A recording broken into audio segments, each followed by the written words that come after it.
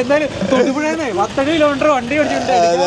അവസ്ഥ ആലോചിച്ച് അത് മോഹിപ്പിച്ചു കൊണ്ടുവന്നല്ലേ എറണാകുളത്തിരുന്നാണ് വിളിച്ചത്. മീൻ പിടിക്കാൻ പറഞ്ഞ് വന്നിട്ട് എടുക്കാൻ പറ്റിയില്ലെങ്കിലേ.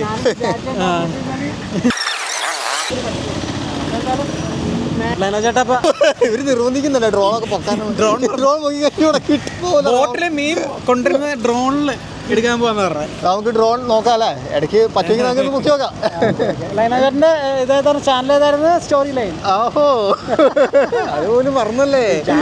നമ്മുടെ ഓഡിയൻസിന് അറിയില്ല. Okay okay, story line. Story line എന്ന ചാനലാണ്. കയറാം കയറാം.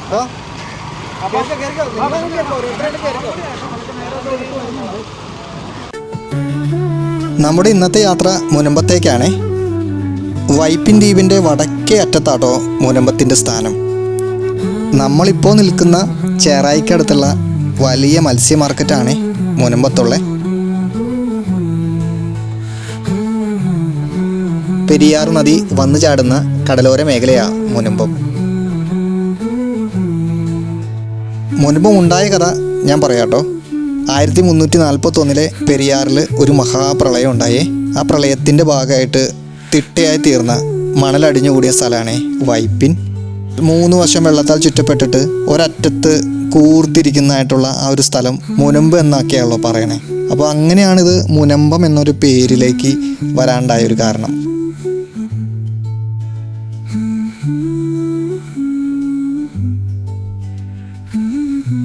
മുനമ്പം തുറമുഖത്തിന് പറഞ്ഞു വന്നിരുന്ന ഒരു പേര് പറയാട്ടോ, അതാണ് മുസിരീസ്. കൊടുങ്ങല്ലൂർ തുറമുഖം എന്ന പേരിലും ഇത് അറിയപ്പെടുന്നുണ്ടേ.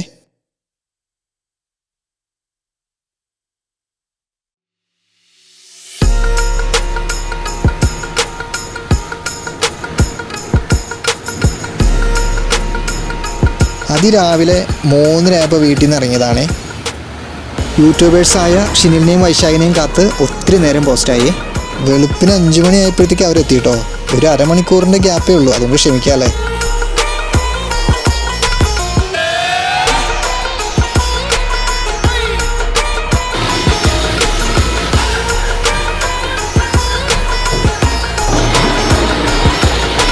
നമുക്കെന്തായാലും വ്ലോഗ് ചെയ്യാനായിട്ടേ ഷിനിലിൻ്റെ ഇടപെടൽ കൊണ്ട് പെർമിഷൻ കിട്ടിയിട്ടോ.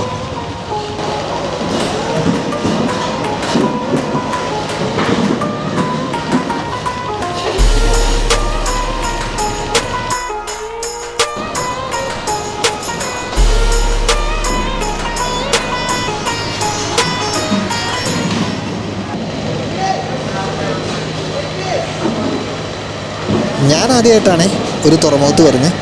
തുറമുഖത്തുള്ള ആൾത്തിരക്കും ബഹളവും പിന്നെ ബോക്സുകളിൽ നിറച്ച പല ടൈപ്പ് മീനുകളൊക്കെ ആയിട്ട് നമ്മുടെ വിഷ്വൽസിന് ഒരു ജാഗ്രത തന്നെ കിട്ടിയെന്ന് വേണം പറയാം.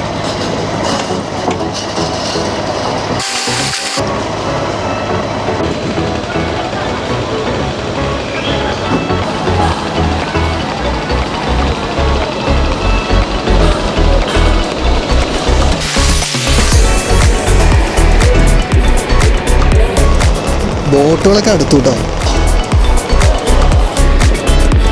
സൂപ്പർ മാർക്കറ്റുകളിൽ കയറിയിട്ട് ട്രോളിയിൽ സാധനങ്ങൾ എടുക്കൂലേ, അതുപോലെ അവരവർ ലേലത്തിൽ പിടിച്ച മീനുകൾ ബോക്സുകളിലാക്കിയിട്ട് കച്ചവടക്കാർ ഉരുട്ടിക്കൊണ്ട് പോകുന്നുണ്ടോ.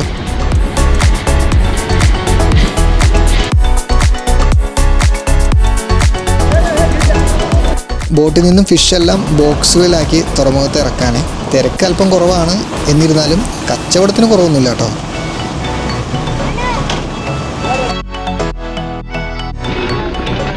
തുറമുഖം നല്ല നീറ്റാണ്. ഒരു പക്ഷെ നാട്ടിലെത്താത്ത പല മീനുകളും ഇവിടെ വന്നാൽ കാണാം കേട്ടോ. ഞാൻ കണ്ടിട്ടില്ലാത്തതും ടേസ്റ്റ് ചെയ്യാത്തതായിട്ടുള്ള ഒരുപാട് മീനുകളുടെ ഐറ്റംസ് ഇവിടെ ഉണ്ടെന്നുള്ളതാണ്.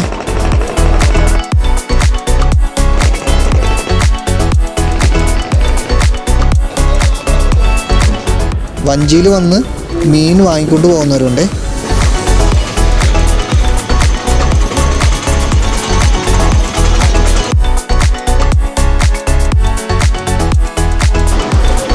എന്തുമാത്രം കഴുകന്മാരും കാക്കകളാണെന്നറിയുന്നു ഇവിടെയല്ലേ. ഇവിടെയുള്ള കഴുകന്മാരുടെയും കാക്കകളുടെയും ഒരു ഭാഗ്യമായി. നമ്മുടെയൊക്കെ നാട്ടിൽ കാക്കകൾക്കൊക്കെ തീറ്റക്കിട്ട് എന്തൊരു പാടല്ലേ. ആ കാക്കകളൊക്കെ ഇവിടെ വന്നാൽ ഇവർക്കെല്ലാം കുശാലാണ്.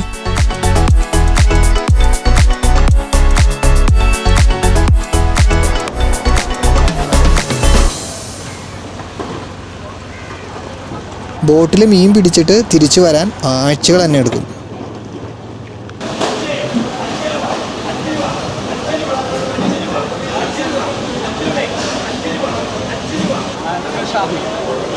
ഷാഹുല്, ഓക്കെ. എങ്ങനെയുണ്ട് കച്ചവടം ഇവിടെ? എന്താ ശരിക്കും എന്നാ പറഞ്ഞേ? എൻ്റെ പേര് ലൈനോസ്. ബ്ലോഗിൻ്റെ സ്റ്റോറി ലൈൻ. വില കുറവുന്ന സമയമാണ് ടൈം. ആ ശരി. ആ ആണല്ലേ? ആ ഹാ. എൻ്റെ പേരെന്നാ? സന്തോഷ്. ആഹാ. ഇവിടെ എല്ലാ ദിവസവും വരുമോ? ആ ഹാ. കുറേ വർഷങ്ങളായിട്ട് വരുന്ന ആളാണോ? ഇതില് ആദ്യമൊക്കെണ്ടായി പെട്രോളുണ്ട്, പെട്രോളക്കാർക്ക് ഇപ്പോൾ മീനായിട്ടുണ്ട്. ഈ 2 മാസം മീനിൻ്റെ ശരി മീനിഷ്ടന്മാരുണ്ട് അപ്പോഴൊക്കെയായിട്ട് പാത്രം കഴിഞ്ഞാൽ. ഓ ആണല്ലേ? കഴിഞ്ഞ മാസം കഴിഞ്ഞ് വൃശ്ചിക മാസമാണ് മീനിന് പരിചരിക്കുക. ആഹാ. ഇപ്പോൾ കുറവല്ലേ? ഇപ്പം എല്ലാത്തരം മീനുകളെങ്കിലും വന്നുകൊണ്ടിരിക്കും. ഓ മീന് കച്ചവടക്കാരന് പൈസ. ആ ശരിക്കും ചേട്ടൻ സന്തോഷത്തോടെ എങ്ങനെ ബോട്ടിലാണോ പോകുന്നത്? ഞാൻ ഇവിടെ ലേലം ചെയ്തിട്ട് കൊണ്ടുപോയി വിൽക്കും. തട്ടുകളിൽ ആ അങ്ങനെ. ഓക്കെ. അപ്പക്കാർക്ക്. ഓ അത് ശരി. ആ ആ.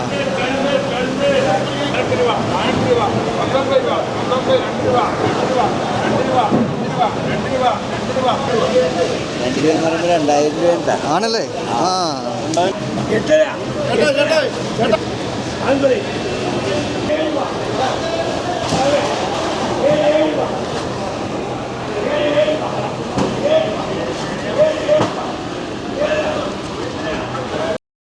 ഞാൻ ഷിനിൻ്റെ വൈശാഖിൻ്റെ കൂടെ കേട്ടോ ഞാൻ മുനമ്പം ഫിഷ് മാർക്കറ്റിൽ വന്നത്. അപ്പോൾ അവരെവിടെയാണെന്ന് അറിഞ്ഞൂടാ കേട്ടോ. അവരെ ഇനി തപ്പി കണ്ടുപിടിക്കണം.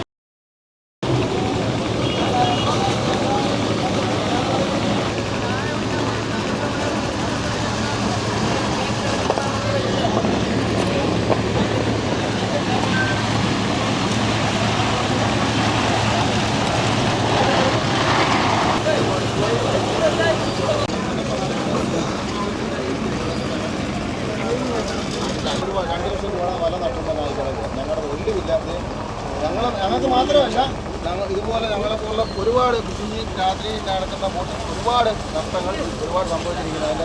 അതിൻ്റെ തെളിവാണ് തെളിവാണ് അത് വലയാണായിരിക്കുന്നത്. ഇവരൊക്കെ പരമ്പരാഗതമായിട്ട് മീൻ പിടിക്കുന്ന മുക്കുവരാണ്. ഇവർക്കും ഉണ്ടാവും എന്തെങ്കിലുമൊക്കെ പറയാം നമ്മളോട് അല്ലേ? നമുക്ക് അവരുടെ കാര്യങ്ങൾ അവരോട് ചോദിച്ച് അറിഞ്ഞാലോ?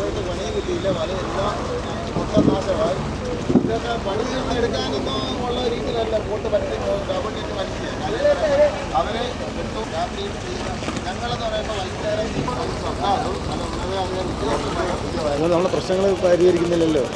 പ്രശ്നങ്ങൾ ആരും പുറത്തു കൊണ്ടുവരുന്നില്ലല്ലോ. അദ്ദേഹം മൊബൈലിലൊക്കെ തന്നെ എടുക്കുന്ന ഒരാളാണ് കുറേയൊക്കെ. പക്ഷെ നമുക്ക് അതിനുള്ള ക്ലാരിറ്റിയുള്ള മൊബൈൽ വേണം. പിന്നെ നമുക്കുള്ള അതിനുള്ള സമയം കണ്ടെത്തണം. അതെ അതെ അതെ. നമ്മൾ ജോലി ചെയ്യുമ്പോൾ നമുക്ക് തന്നെ എടുക്കാൻ പറ്റൂല. അതെ അതെ. ഒരു സിറ്റുവേഷനാണ് നമുക്ക്. അതിൽ ഒരു ദിവസം നമുക്ക് വരാൻ പറ്റണം കൂടെ. അപ്പോൾ അങ്ങനെയാണെങ്കിൽ ഈ കടൽ മെച്ചാനൊക്കെ കുറേ മോഡൽസ് ഉണ്ട്. അപ്പോൾ അവരൊക്കെ കടലിൽ വരുന്നുണ്ട്. അതുപോലെ കാറ്റും കോളും മഴയത്തും അവർ നിന്ന് ചെയ്യുന്നുണ്ട്. പക്ഷേ ഒരു റിസ്ക്കാണ്. കടൽ മെച്ചാനൊക്കെ അവന്മാരെ എത്ര പ്രാവശ്യം ഹോസ്പിറ്റലിൽ കിടന്നിട്ടുണ്ട്. വേണം പോലും ഒരു പ്രാവശ്യം കടലിൽ ഒരു ദിവസം പോയിട്ട് അവന് മതിയോ? കടലിൻ്റെ ഉൾക്കടലിലോട്ട് ഭാഗത്തേക്ക് പോകുമ്പോഴത്തേക്ക് ഇതല്ല സിറ്റുവേഷൻ അല്ലേ? വേറെ. ആ മഴയുള്ള സമയങ്ങളിലൊക്കെ അങ്ങനെ നിൽക്കുന്ന ഒരു അനുഭവങ്ങളൊക്കെ എങ്ങനെയായിരുന്നു? അത് ഓളം അടിച്ചു കയറുമോ? അത് നമ്മൾ പറയാൻ മനസ്സിലാക്കാൻ പറ്റില്ല. കാരണം അത് അനുഭവിച്ചേ പറ്റും. അത്ര ഭീകരമാണല്ലോ കടല്. ഒരുപാട് നമ്മളെ സ്വന്തം ജീവനെ പണ വെച്ചിട്ടേക്കാണ്. ഇപ്പോൾ ബോട്ട് പിടിച്ചുകൊണ്ട് വന്ന ഈ ഫിഷ് മാർക്കറ്റിൽ വരുമ്പോൾ അതിനുള്ള ബെനിഫിറ്റ് കിട്ടുന്നുണ്ടോ? ഇല്ല, കിട്ടുന്നില്ല. ഗവൺമെൻറ് തലത്തിൽ എന്തെങ്കിലും രീതിയിലുള്ള സഹായ കാര്യങ്ങളൊക്കെ വെച്ചാൽ നമ്മൾ ആവശ്യമായ വില തരത്തായിരുന്നു. അത് അങ്ങനെയുള്ള ഒരു ആർവറിലും കിട്ടുന്നില്ല. അത് ആദ്യം അങ്ങനെ പറഞ്ഞിരുന്നു. ഇതിനു മുമ്പ് കഴിഞ്ഞ സർക്കാർ ഇരുന്ന സമയത്തൊക്കെ പറഞ്ഞിരുന്നു അത് മിനിമം വിലയെങ്കിലും എല്ലാവർക്കും കൊടുക്കണമെന്ന്. ആ വിലയുടെ അതിൻ്റെ പകുതി പോലും നമുക്ക് കിട്ടുന്നില്ല. ആനുകൂല്യങ്ങളും ഇല്ല. ഇപ്പം ഈ 10 വർഷം കൊണ്ട് ഗവൺമെൻറെ കൊണ്ട് 10 പൈസയുടെ മത്സ്യത്തൊഴിലാളിക്ക് ഒരു ആനുകൂല്യമില്ല. ഇപ്പം മണ്ണെണ്ണ പെർമിറ്റ് കട്ടാക്കി. പിന്നെ നമ്മൾ മത്സ്യത്തിന് മേലെ തരുന്ന എന്തെല്ലാം പെർമിറ്റ് ആനുകൂല്യങ്ങളെല്ലാം റദ്ദാക്കിയിട്ടുണ്ട്. ഇപ്പം ഈ 5 വർഷം കൊണ്ട് മത്സ്യത്തൊഴിലാളി നമ്മളെ കയ്യിൽ നിന്ന് കൊടുക്കുന്ന ഒരു വർഷം നമ്മൾ 1500 രൂപ അടയ്ക്കുന്നുണ്ട് ഗവൺമെൻറ്. അതിനെ 3 പ്രാവശ്യമായിട്ട് തിരിച്ച് നമുക്ക് 4500 രൂപ തിരിച്ച് തരും. അത് നമ്മളെ ഈ ജൂൺ ജൂലൈ ഓഗസ്റ്റ് ഈ 2 മാസം മുടക്കാണല്ലോ. ആ സമയം നമുക്ക് തരുന്നതാണ്. ഈ പൈസ ഇതുവരെ ഒരു പ്രാവശ്യം തന്നിട്ടുള്ളൂ. 1500 തന്നിട്ടുള്ളൂ. ആകെ ഒന്ന് കിട്ടിയിട്ടുള്ളത്. ബാക്കി ഇനിയും കിടക്കുന്ന 2 പ്രാവശ്യം 1500 തരാനുള്ളത്. അത് ആദ്യം നേരത്തെ ഉമ്മൻചാണ്ടി സർക്കാർ ഇരുന്ന സമയത്ത് ഒറ്റ തവണയായിട്ട് തരുന്നതാണ്. ഇതിപ്പോൾ 3 തവണയായിട്ട് ഒന്നിനും ഉപകാരം ഇല്ലാണ്ടാണ് പിച്ച കാശ് ചെട്ടി തരുന്നതിലാണ് അവർ തരുന്നത്. ട്രോളിംഗ് സമയത്തൊക്കെ ഭയങ്കര ബുദ്ധിമുട്ടാണ്. 1.5-2 മാസം നമ്മൾ എന്ത് പട്ടിണിയാണെന്ന് വെച്ചാണ് ആവുന്നത്. അതാരും അന്വേഷിക്കാനും വരുന്നില്ല, പറയുന്നില്ലാണ്ട് ഈ ഇപ്പോൾ ഇരിക്കുന്ന ഗവൺമെൻറ് പറഞ്ഞിട്ട് വരെ അവർക്ക് ഫിഷറീസ് വകുപ്പ് മന്ത്രി എന്നിരിക്കുന്ന ആൾക്ക് ഫിഷറീസ് എന്താണെന്ന് പോലും അറിയാത്ത ആളാണ് ഫിഷറീസ് വകുപ്പ് മന്ത്രി ഇരിക്കുന്നത്. കടലിൽ കിടന്ന് ഫിഷറീസുമായിട്ടുള്ള ബന്ധമുള്ള ആളാണ് മന്ത്രിയായിരുന്നെങ്കിൽ അവർക്കറിയാമായിരുന്നു. ഇത് കടലെന്താണെന്ന് പോലും അറിയാത്ത വ്യക്തിയെ പിടിച്ച് ഫിഷറീസ് വകുപ്പ് മന്ത്രിയായിട്ട് വെച്ചിരിക്കുക. ഇത് നമ്മളെ ബുദ്ധിമുട്ട് അവർക്ക് ഇപ്പോഴേ മനസ്സിലാകത്തുള്ളൂ. ഇത് ഒന്നിനും പറ്റാത്ത ഒരു മന്ത്രിയെ കൊണ്ടിരിക്കുകയാണ് ഫിഷറീസ് വകുപ്പ്. ഇത് അന്ന് ജനങ്ങൾക്ക് ആനുകൂല്യം കിട്ടുന്നത് പോലും അറിയില്ല.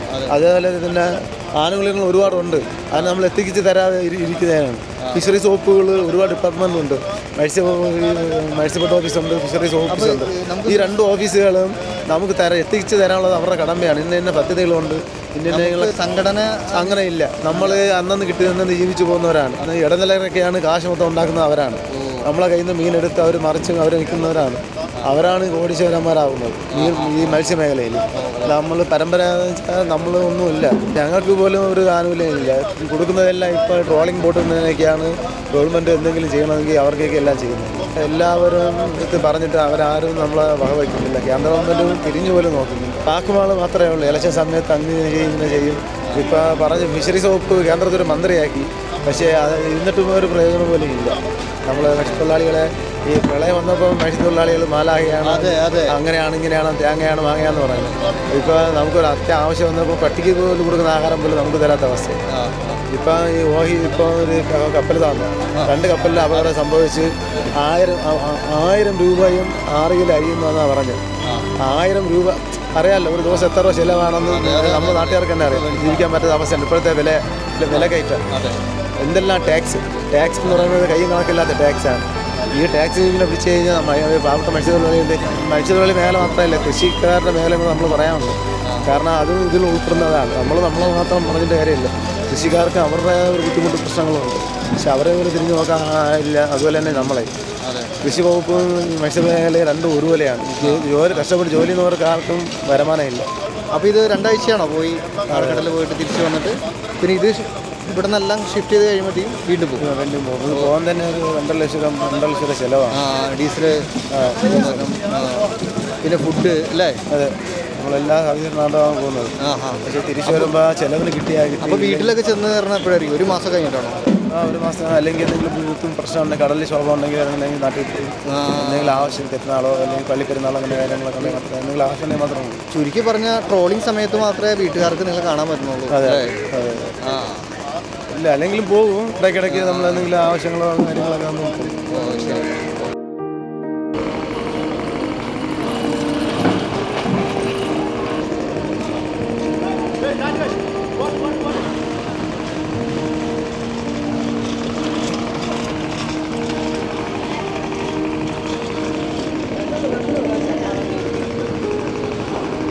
ബോട്ടുകളിലെ ഫിഷ് ഇറക്കിയിട്ട് അവർ വീണ്ടും കടലിലേക്ക് പോകാനുള്ള ഒരുക്കാണ്. ഐസ് നിറയ്ക്കണം, ഇന്ധനം കരുതണം, ഭക്ഷണത്തിനുള്ള കാര്യങ്ങൾ ചെയ്യണം. മൊത്തത്തിൽ അവരാകെ ബിസിയാണ്. 2018 വെള്ളപ്പൊക്കത്തിൽ നമുക്ക് പ്രിയപ്പെട്ടവരായിട്ടുള്ളവരാണ് ഇവരെല്ലാം. തിരമാലകളെയും ആഞ്ഞടിക്കുന്ന കാറ്റിലും ഒക്കെ ഒലയാത്തവരായിട്ടുള്ള ഇവരുടെ ഒരു കഠിന പ്രയത്നമാണ് നമുക്കൊക്കെ നമ്മുടെ ഭക്ഷണമേശയിൽ, തീമേശയിൽ മീനിൻ്റെ രുചിയൊക്കെ അറിയാൻ പറ്റുന്നത്. ശരിക്കും പറഞ്ഞാൽ നമുക്കൊക്കെ രുചി കൂട്ടുന്നവരാ ഇവരൊക്കെ.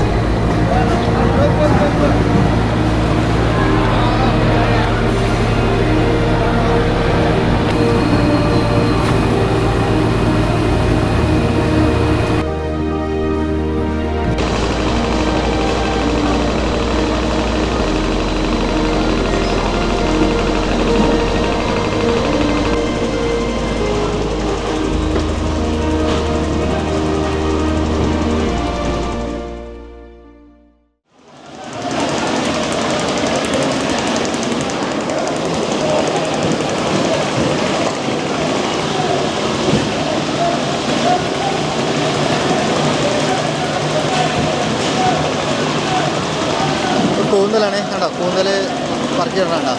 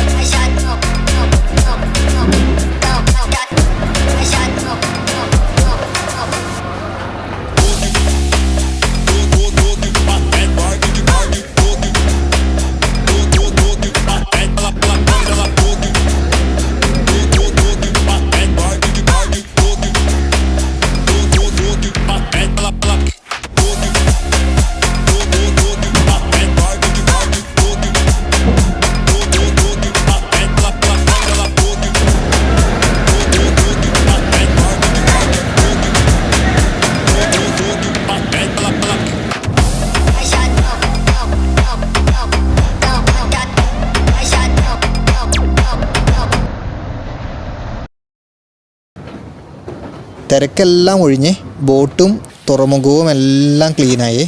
ആളും ആരവവും എല്ലാം ഒഴിഞ്ഞു തുടങ്ങി കേട്ടോ. ശബ്ദ മുഖരിതമായ ലേലം വിളികളും ആളുകളുടെ ബഹളങ്ങളും ബോട്ടുകളുടെ എഞ്ചിൻ ശബ്ദവും എല്ലാം കുറഞ്ഞ് ശൂന്യമായി തുടങ്ങിയ തുറമുഖ കാഴ്ചകളാട്ടോ നിങ്ങൾ കണ്ടുകൊണ്ടിരിക്കുന്നത്.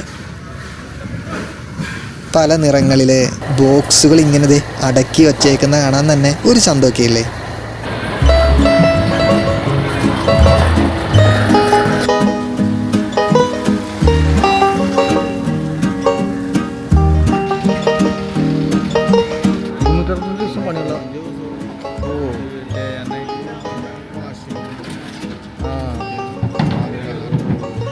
ബാക്കിയുള്ള ഹാർബറൊക്കെ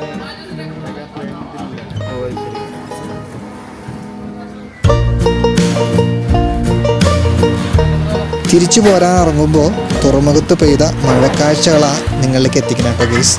രാവിലെ ഷിനിലും വൈശാഖുമാണ് ഇവിടെ പോസ്റ്റാക്കിയെങ്കിൽ ദാ ഇവിടെ മഴയാട്ടോ ഇപ്പോൾ നമ്മൾ പോസ്റ്റാക്കുന്നത്. ദാ ഇങ്ങനെ മഴ കാണാൻ തന്നെ നല്ല രസമാണ്. കാര്യം എന്തൊക്കെ പറഞ്ഞാലും അക്കരെ കാണുന്ന ആ സ്ഥലമില്ലേ, അത് കൊടുങ്ങല്ലൂരാണ്, തൃശ്ശൂർ ജില്ലയുടെ ഭാഗമാണ്.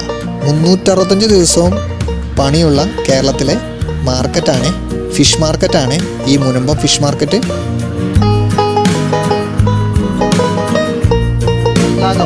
നിങ്ങൾക്ക് ഈ സ്റ്റോറി ഇഷ്ടമായെങ്കിൽ ഒന്ന് കമൻറ്റ് ചെയ്യണേ, ലൈക്ക് ചെയ്ത് സപ്പോർട്ട് ചെയ്ത് കട്ടയ്ക്ക് എൻ്റെ കൂടെ നിന്നോണേ. പുതിയൊരു സ്റ്റോറിയായിട്ട് ഞാൻ ഉടനെ വരാം കേട്ടോ.